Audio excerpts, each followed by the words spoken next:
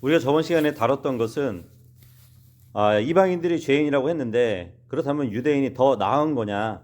그래서 유대인의 그럼 나은 점이 무엇이냐 하면서 사도 바울이 조목조목 또 그들에 대해서 다뤘던 것을 볼 수 있었습니다. 물론 이방인들보다 율법이 맡겨졌고 하나님의 말씀이 맡겨진 민족이기 때문에 이방인들보다는 더 나은 점이 있었죠. 하지만 그들도 결국 하나님의 말씀을 지키지 못한 자들이었기 때문에 그들이 죄인이라는 것을 사도 바울이 인정을 했습니다. 그래서 유대인이나 이방인들을 다 검증했더니 그들이 다 죄 아래 있음을 입증했다고 사도 바울이 기록을 하고 있습니다. 오늘은 10절부터 20절까지 우리가 살펴보도록 하겠습니다. 로마서 3장 10절 읽어보겠습니다. 이것은 기록된 바 의로운 자는 없나니 단 한 사람도 없으며 온 세상이 하나님 앞에 유죄라고 지금 선포하고 있습니다. 하나님의 관점에서 볼 때는 단 한 사람도 의로운 사람이 없다는 것입니다. 하지만 인간의 눈으로 볼 때는 의로운 사람들이 참 많아요. 그래서 세상적 기준으로 보면 의로운 사람들이 많다는 것입니다. 하지만 성경에서 말씀하시는 그 의인이란 하나님의 기준에서 볼 때 의인인 것이에요. 우리는 눈에 보이는 건물들이 높고 낮음을 볼 수 있습니다. 하지만 하늘에 계신 하나님이 위에서 모든 건물들을 바라보실 때는 그 높낮이가 없는 것이에요. 다 똑같다는 것이에요. 그래서 시편 3장 5절에 보면 참으로 사람은 최선의 상태에서도, 그러니까 가장 좋은 상태에서도 다 헛될 뿐이라고 기록을 하고 있습니다. 이 인간 사회에서는 상대적으로 의로운 사람과 또 형편없는 사람의 차이가 있습니다. 그런 의인들이 있기 때문에 그나마 이 세상이 잘 돌아가고 있는 것은 사실입니다. 인간적으로 예수 그리스도는 믿지는 않지만 의롭게 또 바르게 살려고 노력하는 사람들이 분명히 있다는 것이에요. 그럼에도 불구하고 성경은 이사야서 64장 6절에도 보면 오직 우리는 다 부정한 물건 같아서 우리의 의는 다 더러운 누더기 같으며 라고 기록을 하고 있습니다. 다만 그 사람들도 의롭게 산다고 하지만 그 사람들도 예수 그리스도를 믿음으로 자신이 죽을 수밖에 없는 죄인임을 인정해야 됩니다. 그리고 인간 본연의 목적을 되찾아야 될 사람들인 것이에요. 11절 읽어보도록 하겠습니다. 깨닫는 자도 없고 하나님을 찾는 자도 없으며. 이것은 사도 바울이 시편 14편 2절을 인용한 말씀입니다. 자기가 죄인인 것도 깨닫지 못하고 정말 죽어서 하늘나라가 아닌 지옥으로 가는 것도 모르고 자신이 왜 창조되었는지도 모른다면 명철이 없는 것입니다. 아무리 머리가 명석해도 하나님이 계신다는 것을 모르고 깨닫지 못한다면 참으로 안타까운 일일 뿐이에요. 사람들은 절대자를 찾아서 수백 개의 종교를 만들었습니다. 이 주위에 보면은 엄청 많은 종교들이 있지만 그것들은 다 잘못된 하나님입니다. 성경에 이방인들이 제사 지내는 것은 하나님께 하는 것이 아니라 마귀에게 하는 것이라고 분명히 기록하고 있습니다. 찾는다고 찾았는데 잘못된 것을 찾고 있다는 것이에요. 미래에는 성경에 계시된 그 하나님이 아니라 적 그리스도를 사람들이 찾을 것입니다. 우리는 이미 구원받은 자들이죠. 구원받은 사람들은 보통 구원 간증을 이런 식으로 합니다. 저는 이렇게 저렇게 정말 막대기에 살다가 주님을 찾았습니다. 그래서 예수님을 믿었고 구원받게 되었습니다. 또는 저는 구원받지 못한 채 내 마음대로 막 살다가 예수님을 찾았습니다. 또 그분께 나와서 구원을 받았습니다.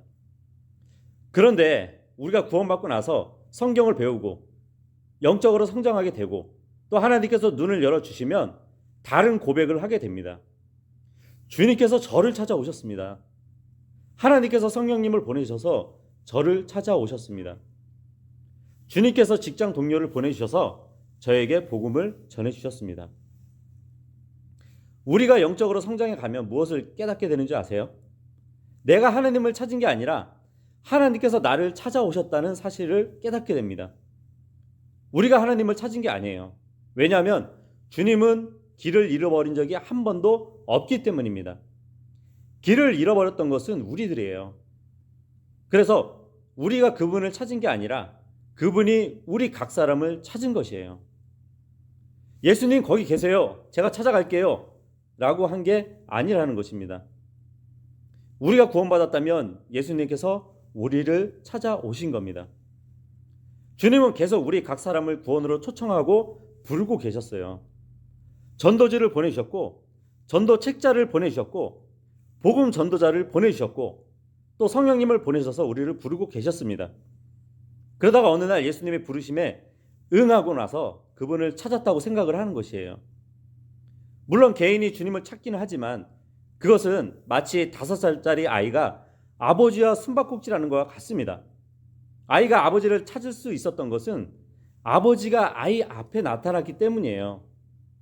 아버지가 커튼 뒤에 숨어서 나 여기 숨었지 라고 말했기 때문입니다. 만일 아버지가 정말 숨으려고 했다면 아기가 결코 찾지 못하는 곳에 숨을 수도 있었습니다. 생각을 해보세요. 아담이 타락했을 때 누가 누구를 찾아왔나요? 하나님께서 나무들 가운데 숨었던 아담을 찾아오셨습니다. 그래서 성경이 말씀하시는 하나님은 바로 이런 하나님입니다. 12절 읽어보도록 하겠습니다. 그들이 다 길에서 벗어나 함께 무익하게 되고 선을 행하는 자가 없나니 단 한 사람도 없도다. 예. 이 말씀은 시편 14편 3절의 말씀을 사도 바울이 인용을 했습니다. 길에서 벗어났다고 합니다. 길. 이 길은 어떻게 보면 동양의 도사상이라고 볼 수 있습니다. 사람들은 길을 찾는다고 그 의미로 길 도자를 쓰죠. 한문으로. 그런데 예수님께서 말씀하셨어요. 요한복음 14장 6절에 내가 곧 길이요 진리요 생명이라. 예. 자신이 길이라고 말씀하셨습니다. 그렇기 때문에 아버지께로 가려면 나를 통하지 아니하고서는 다른 길로 갈 수 없다고 말씀하셨습니다. 하지만 사람들은 예수 그리스도 그 길로 향하지 않았기 때문에 아버지께로 갈 수가 없었던 것이에요. 이사야서 53장 6절에 보면 이런 말씀이 있습니다. 우리는 다 양 같아서 길을 잃고 각각 자기 길로 갔거늘 주께서는 우리 모두의 불법을 그에게 담당시키셨도다. 이 이사야서 53장 6절에 말씀하신 것처럼 모든 사람이 다 자기 길로 갔다고 합니다. 사람들은 그것을 마이웨이라고 불러요. 하지만 그 길은 자신의 길, 넓은 길, 멸망의 길일 뿐입니다. 예수 그리스도만이 유일한 참 길이에요. 예수님을 내 안에 모시고 그 길을 가면 하늘나라로 가게 된다는 것입니다. 참 쉬운 길입니다. 그런데 여러 종교사들은 산 정상을 두고 얘기합니다. 어느 길로 향하던 결국은 산 꼭대기에서 만나게 된다고. 하지만 그렇지 않아요. 성경에 의하면 모든 길이 있지만 다 막힌 길이고 단 한 길만 산 정상으로 향하는 길이라고 말씀하고 있습니다. 요 12절에 보면 함께 무익하게 되었다고 말씀을 하고 있습니다. 즉 전혀 쓸모가 없다는 말입니다. 하나님께는 전혀 도움이 안 된다는 말입니다. 온 세상의 사람들이 다 선행을 하나로 묶어가지고 거대한 선행을 만든다 하더라도 그것이 하나님께 아무런 유익을 주지 못한다고 말씀을 하고 있는 것이에요. 그래서 한 사람의 선행이 하나님께 어떤 의미가 있을 거라고 생각하는 것 자체가 정말 어리석은 짓입니다. 그래서 선을 행하는 자는 없나니 단 한 사람도 없다라고 기록하고 있는 것이에요.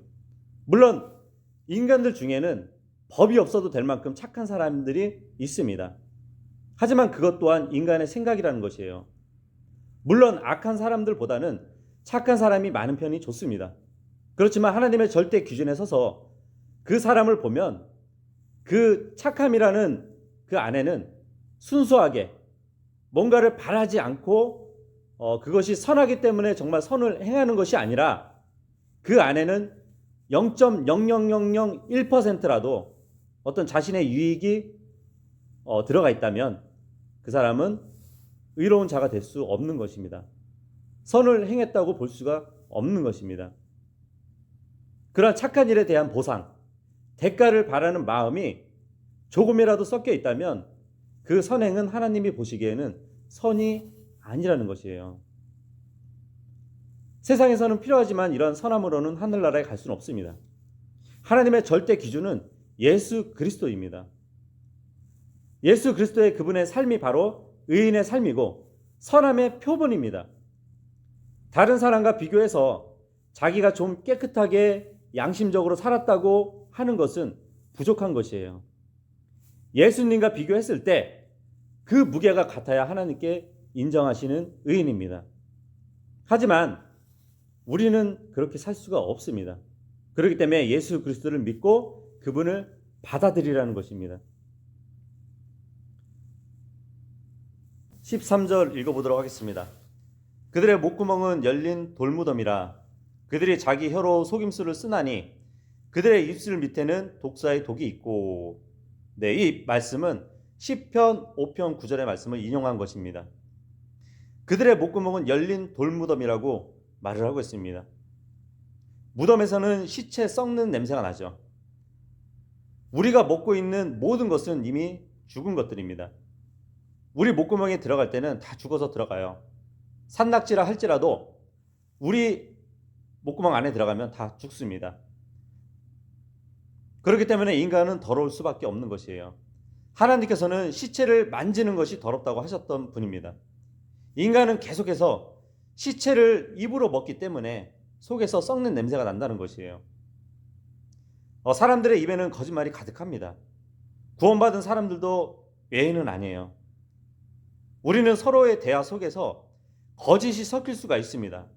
그 거짓말로 다른 사람들과 자신을 속일 수가 있는 것이에요. 그래서 우리는 입을 잘 사용해야 됩니다. 성령님의 통제를 받아야 된다는 것이에요. 만약에 거짓말로 다른 사람을 속이게 된다면 결국 그 상대방에게 상처를 줄 수밖에 없는 것이에요. 그래서 13절에 보시면 독사의 독이 그 입술에 있다고 말씀을 하고 있는 것입니다. 14절 읽어보도록 하겠습니다. 그들의 입은 저주와 쓴 것으로 가득하며. 이 말씀은 시편 7절 말씀을 인용한 것입니다. 인간의 가장 치명적인 죄는 바로 말로 짓는 죄예요. 그 새치혀를 잘못 사용하면 하나님을 대적하는 도구로도 쓰이게 됩니다. 이 바울이 또한 인용한 시편 140편 2절 3절의 말씀은 이렇게 기록이 되어 있습니다. 그들이 마음속으로 해악들을 꾀하고 전쟁을 하려고 계속해서 함께 모이며 뱀같이 자기 혀를 날카롭게 하였사오니 그들의 입술 밑에는 독사의 독이 있나이다 셀라. 악한 자들이 그 다윗 왕의 생명과 명예 그리고 모든 권세와 그 기쁨을 빼앗기 위해 온갖 술수로 그 다윗이 왕위에 오르는 것을 막으려 했던 그 내용을 보여주고 있습니다. 지금에 와서 마귀는 예수님을 머리로 둔 그 교회, 그분의 생명으로 이룬 교회에서도 영적 기쁨을 빼앗기 위해 온갖 술수를 벌이고 있습니다. 그래서 마귀에게 틈을 주지 말아야 됩니다. 마귀는 이브에게 다가와서 하나님께 가진 쓴뿌리를 드러나게 해서 저주를 가져오게 했습니다. 하나님께서 모든 나무의 열매를 자유롭게 주셨다고 했는데 마음대로 먹으라고 허락해 주셨는데 이 이브는 선과 악의 지식의 나무의 열매는 금지시킨 것에 불만을 가졌던 것이에요. 그래서 하나님이 말씀하신 마음대로라는 말을 지어버렸습니다. 그래서 교회에서도 누군가에게 쓴뿌리를 마음에 담고 있다면 누군가와 함께하는 대화 속에서 그 사람을 향한 저주가 드러나게 됩니다. 그래서 갈라디아서 5장 14절 15절에도 보면 이런 말씀을 하셨어요. 이는 온 율법이 너는 네 이웃을 네 자신과 같이 사랑하라 하신 이 말씀 안에 성취되었음이니라. 만일 너희가 서로 물고 삼키면 서로에게 소멸될 터인즉 그리 되지 않도록 조심하라. 이것은 교회 지체들만의 문제가 아니라 정말 교회를 쪼개는 일이고 예수 그리스도의 몸을 찢는 일에 쓰임받는 마귀의 도구로 사용되어질 수도 있다는 것입니다. 15절 읽어보도록 하겠습니다. 그들의 발은 피 흘리는데 빠름으로. 이 말씀은 이사야서 59장 7절을 인용한 말씀입니다. 처음에는 말로 죄를 짓다가 그 다음에는 행동으로 죄를 짓는다는 것이에요. 피 흘리는데 빠른 사람은 가인이었습니다. 그는 동생과 논쟁을 했었어요. 그러다가 시기를 했습니다. 그리고 분노했습니다. 그러다가 다투었고 결국은 동생을 죽였습니다. 그런데 그 가인의 피가 지금도 여러분과 제 안에 흐르고 있어요. 그래서 사도 바울이 고린도 교회에 일침을 놓았던 그 말씀이 이런 말씀입니다. 고린도전서 3장 3절에 보면 너희가 아직도 육신에 속한 자로다. 너희 가운데 시기와 다툼과 분열이 있으니 어찌 너희가 육신에 속하여 사람들처럼 걷는 것이 아니리요. 이 말씀을 하고 있습니다. 그래서 다른 성도들의 피를 흘리게 하는 일을 우리가 하면 안 됩니다. 다른 형제를 미워하면 그것이 곧 살인이라고 말씀을 하고 있어요. 16절 읽어보도록 하겠습니다. 파멸과 고통이 그들의 길에 있어. 이 말씀도 이사야서 59장 7절의 말씀의 인용입니다. 피 흘리는데 빠르기 때문에 그 폭력과 파멸 그리고 고통이 늘 있다는 것입니다. 창세기 6장에서 하나님께서 인간을 보니까 폭력이 난무하고 있었어요. 또 인간이 상상하는 모든 것을 다 악하다고 말씀하셨습니다. 그래서 사람들은 이 세상에 평화를 가져오기 위해서 유엔을 만들었어요. 하지만 지금 현재도 수십 개의 국가에서 전쟁이 진행되고 있습니다. 뉴스를 보면 파멸과 고통밖에 없어요. 새로운 소식은 없고 모두 누군가의 불행에 대해서 다루고 있습니다. 누군가의 꿈과 소망이 파멸되었다는 소식을 들을 뿐입니다. 자신이 이익을 챙기는 이 국가 의정자들로 인해서도 세상이 파멸하고 있는 것을 목격할 수 있습니다. 온갖 범죄로 인해서 세상이 고통에 시달리고 있는 것을 우리는 보고 있습니다. 17절 읽어보겠습니다. 그들이 화평의 길을 알지 못하였고. 이 말씀은 이사야서 59장 8절의 말씀을 인용한 것입니다. 종교가 있지만 진정한 화평을 얻을 수가 없는 것이 현실입니다. 평화를 달라고 폭력 시위를 하는 사람들이 있어요. 모순이죠. 하지만 평화는 그런 식으로 오지 않습니다. 왜냐하면 성경은 악인에게는 평화가 없다고 말씀하시기 때문입니다. 화평의 길은 예수 그리스도 그분뿐이에요. 그 예수님만이 하나님과 우리를 화해시킬 수 있다고 말씀하고 있습니다. 18절 읽어보겠습니다. 그들의 눈앞에는 하나님을 두려워함이 없느니라 함과 같으니라. 이 말씀은 시편 36편 1절의 말씀을 인용한 것입니다. 여기까지가 하나님이 사람의 각 부분을 구석구석 해부하고 엑스레이를 찍고 진찰한 진단서의 결론입니다. 모든 병의 문제를 묶어서 한마디로 요약하면 그들의 눈앞에는 하나님을 두려워함이 없는 그러한 결론에 온 것이에요. 하나님께서 어떤 분이고 어떻게 대해야 하는지에 대해서 무지하다는 것입니다. 그것이 바로 죄예요. 하나님께서 거룩하시고 의로우시고 우리의 모든 것을 다 알고 계실 뿐만 아니라 우리를 지으신 분입니다. 그 두려우신 주님을 정말 진정으로 두려워한다면 죄에서 떠나 그분을 영접할 수밖에 없다는 것입니다. 하지만 하나님이 죄인들을 진찰해 봤더니 그들이 하나님을 인식하는 뇌가 고장났고 그들의 눈은 하나님을 두려워하지 않는 병이 있고 그들의 입술은 속임수를 쓰는 그러한 병이 있고 그들의 발은 피 흘리는데 빠른 병이 있는 것이에요. 그 모든 지체를 진찰한 결과가 하나님을 두려움이 없다는 것입니다. 그것이 전체적인 변명인 겁니다. 하나님께는 두려운 위험이 있어요. 그래서 욥기서를 기록한 엘리후가 욥기 37장 22절에 이런 말을 기록합니다. 좋은 날씨가 북쪽에서 나오나니, 북쪽은 하나님이 계신 곳이죠.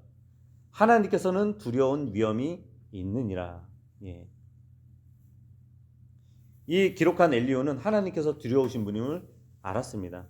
그래서 예수님의 품에 기대어 식사를 한 만큼 그분과 친밀한 관계를 가지고 있던 사도 요한을 보세요. 부활하신 하나님으로서의 예수님을 계시록에서 만났을 때 너무나 두려워서 자기가 죽은 자같이 되어버렸다고 기록을 하고 있습니다. 그분의 발 앞에 쓰러졌어요. 그게 바로 주님의 두려움 앞에 우리가 서게 될 때의 모습입니다. 시편 111편 10절에 보면 주를 두려워하는 것이 지혜의 시작이라고 하셨습니다. 아담의 후손들은 타락한 본성으로 다 어리석게 되었다고 해요. 지혜롭게 되려면 두려우신 하나님 앞에 나아가야 하는 것입니다. 하나님, 저는 죄인입니다. 하나님 앞에 멸망받아 마땅한 자이지만 또 진노의 대상이지만 하나님께서 저를 너무 사랑하셔서 제가 받을 진노와 심판을 사랑하는 아들에게 다 부으시고 또 그분이 십자가에서 저의 죄값을 치르신 것을 알고 지금 이 시간에 믿습니다. 그분께서는 저의 죄값을 다 치르신 후에 부활하셔서 하나님 아버지 우편에 앉아 계심을 또한 믿습니다. 지금 이 순간 주님을 믿고 제 안에 모셔드립니다. 그러한 기도가 필요한 것이에요. 그런데 안타깝게도 죄인들은 하나님을 두려워하지 않는다는 것입니다. 지금 현 세상의 사람들은 지옥에 대한 이야기를 해도 그냥 웃어버려요. 그냥 가면 되지. 쉽게 생각한다는 것입니다. 그것이 얼마나 무섭고 두려운 것인지 몰라요. 우리는 2도 화상만 입어도 엄청난 고통을 느낍니다. 그런데 지옥의 불과 그 뜨거운 불을 상상할 수도 없어요. 무엇보다 두려운 것이 뭐냐면 그 고통의 기한이 없고 끝없이 이어지는 영원한 고통이라는 사실입니다.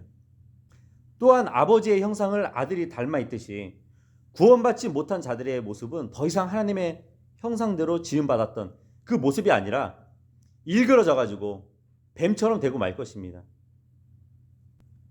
그래서 성경에 보면 지옥에서는 그들의 벌레도 죽지 않는다고 말씀을 하고 있습니다.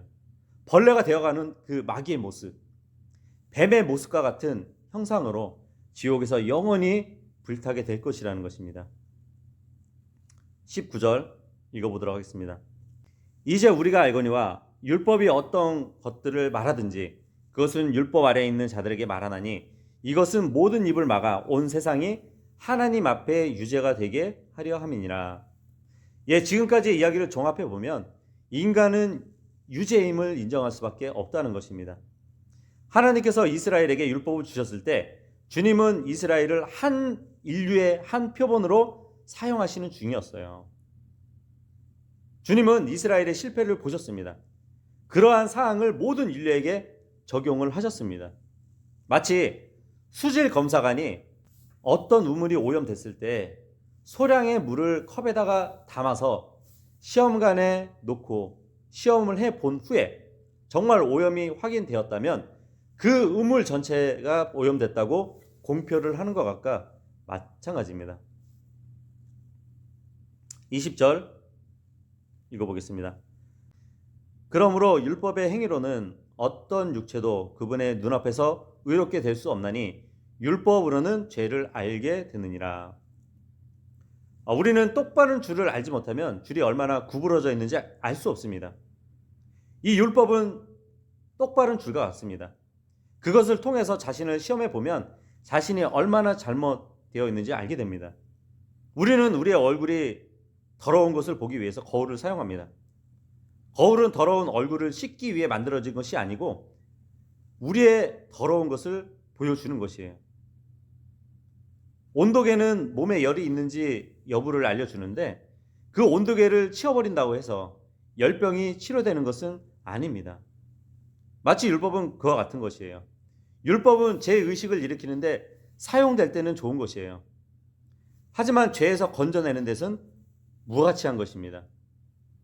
그래서 루터의 말을 인용하자면 율법의 기능은 의롭게 해주는 것이 아니라 두렵게 하는 것이라고 그가 말했습니다. 율법이나 양심을 통해서는 어떤 육체도 의롭게 될 수 없습니다. 우리의 육체는 약하기 때문에 율법의 고상한 수준에까지 이를 수가 없습니다. 육신을 지키고자 하는 마음은 가질 수 있지만 행할 수는 없습니다.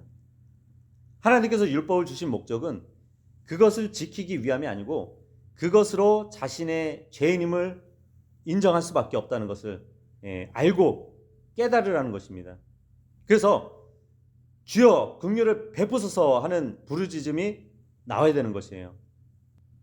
예전에 유대인들처럼 목을 뻣뻣이 하고 제가 한번 지켜보겠습니다 한다면 결국 지킬 사람이 없다는 것입니다.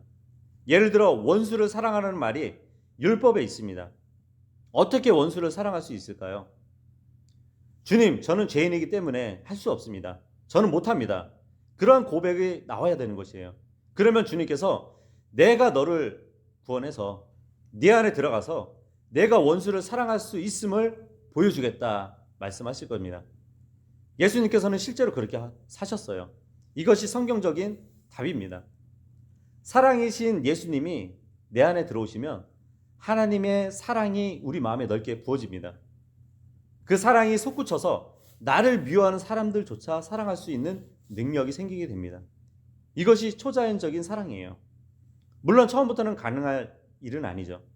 우리의 영적 생명은 너무나 미약하기 때문에 성장의 성장을 거듭해서 자라나야 가장 성숙해질 때에 그 사랑을 할 수 있게 됩니다. 갈라디아서 2장 16절에 보면 사람이 율법의 행위로 의롭게 되는 것이 아니요 오직 예수 그리스도의 믿음으로 되는 줄 알므로 우리도 예수 그리스도를 믿었나니 이것은 우리가 율법의 행위가 아니라 오직 그리스도의 믿음으로 의롭게 되고자 함이라. 율법의 행위로 의롭게 될 육체는 하나도 없느니라. 결론입니다. 이 세상은 죄로 인해 끔찍한 곳이 되었습니다.